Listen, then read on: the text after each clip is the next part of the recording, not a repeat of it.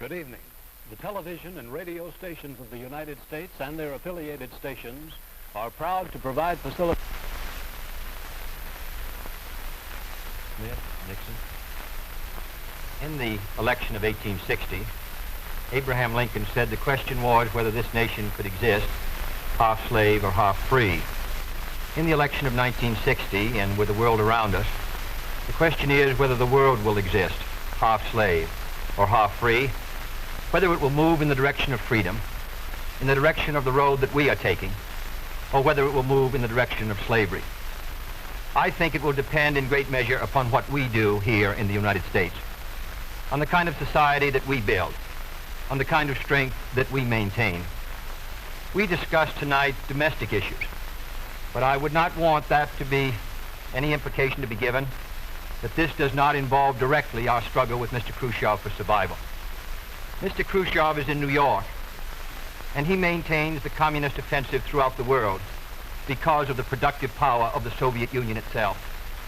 The Chinese communists have always had a large population, but they are important and dangerous now because they are mounting a major effort within their own country. The kind of country we have here, the kind of society we have, the kind of strength we build in the United States will be the defense of freedom. If we do well here, if we meet our obligations, if we're moving ahead, then I think freedom will be secure around the world. If we fail, then freedom fails. Therefore, I think the question before the American people is, are we doing as much as we can do? Are we as strong as we should be? Are we as strong as we must be if we're going to maintain our independence?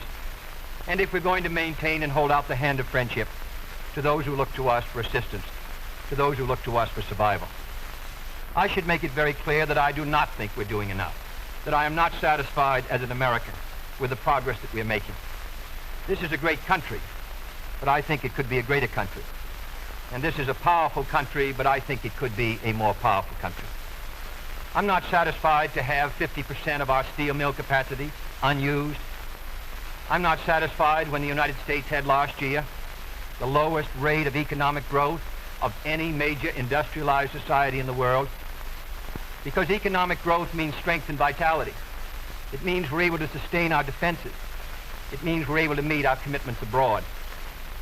I'm not satisfied when we have over $9 billion worth of food, some of it rotting, even though there is a hungry world, and even though 4 million Americans wait every month for a food package from the government, which averages 5 cents a day per individual. I saw cases in West Virginia, here in the United States, where children took home part of their school lunch in order to feed their families, because I don't think we're meeting our obligation towards these Americans. I'm not satisfied when the Soviet Union is turning out twice as many scientists and engineers as we are. I'm not satisfied when many of our teachers are inadequately paid, or when our children go to school part-time shifts. I think we should have an educational system second to none. I'm not satisfied when I see men like Jimmy Hoffa in charge of the largest union in the United States, still free. I'm not satisfied when we are failing to develop the natural resources of the United States to the fullest. Here in the United States, which developed the Tennessee Valley and which built the Grand Coulee and the other dams in the northwest United States, at the present rate of hydropower production, and that is the hallmark of an industrialized society, the Soviet Union by 1975 will be producing more power than we are. These are all the things, I think, in this country that can make our society strong or can mean that it stands still. I'm not satisfied until every American enjoys his full constitutional rights. If a Negro baby is born, and this is true also of Puerto Ricans and Mexicans in some of our cities, he has about 1/2 as much chance to get through high school as a white baby. He has 1/3 as much chance to get through college as a white student. He has about 1/3 as much chance to be a professional man, about 1/2 as much chance to own a house. He has about 4 times as much chance that he'll be out of work in his life as the white baby. I think we can do better. I don't want the talents of any American to go to waste. I know that there are those who say that we want to turn everything over to the government. I don't at all.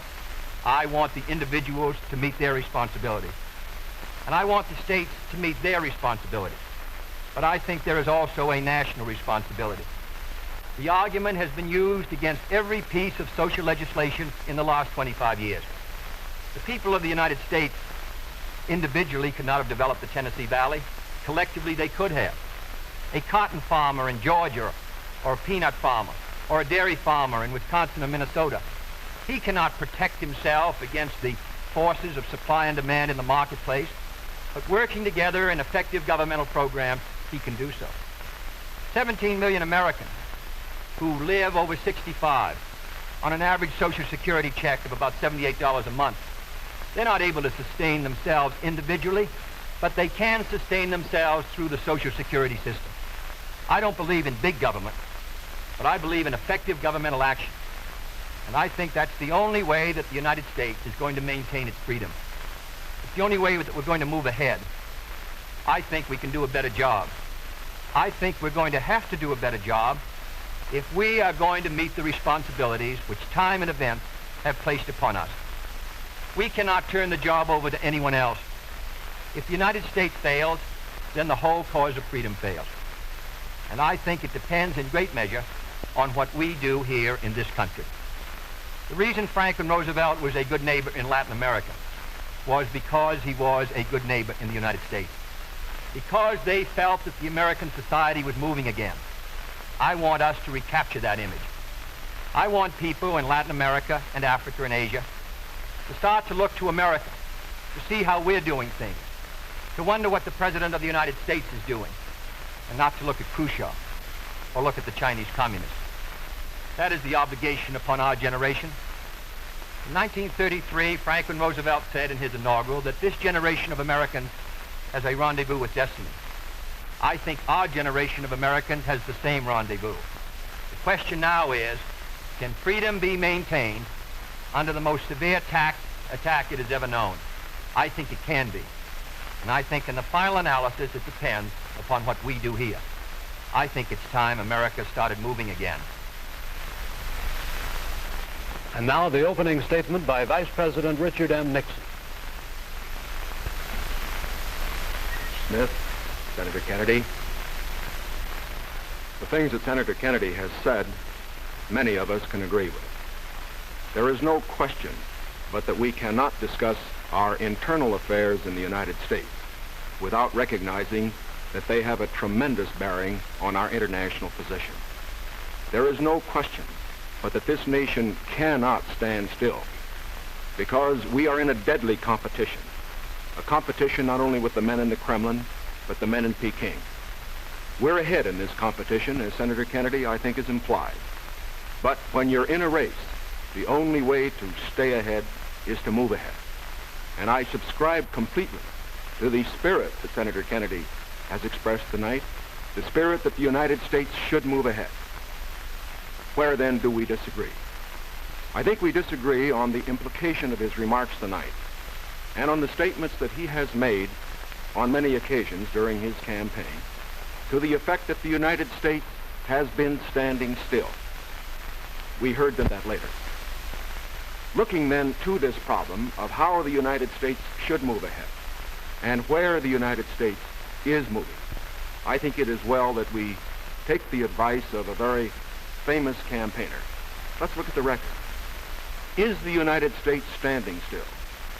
Is it true that this administration, as Senator Kennedy has charged, has been an administration of retreat, of defeat, of stagnation?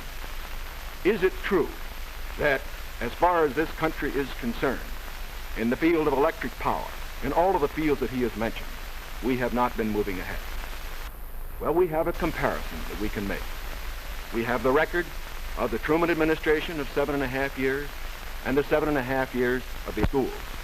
We have built more schools in these last 7.5 years than we built in the previous 7.5, for that matter, in the previous 20 years. Let's take hydroelectric power. We have developed more hydroelectric power in these 7.5 years than was developed in any previous administration in history. Let us take hospitals. We find that more have been built in this administration than in the previous administration. The same is true of there's been more growth in this administration than in its predecessor. But let's not put it there. Let's put it in terms of the average family. What has happened to you?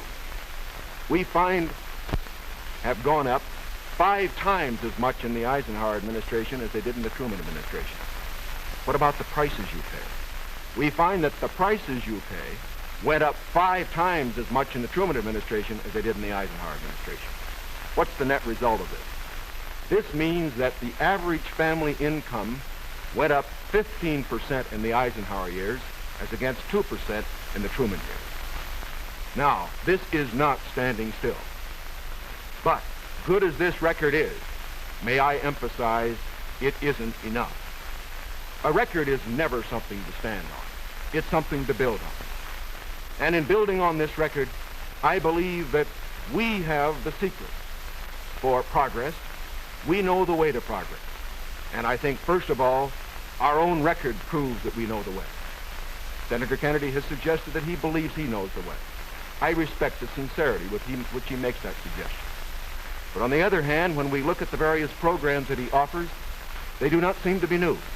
They seem to be simply retreads of the programs of the Truman administration which preceded it.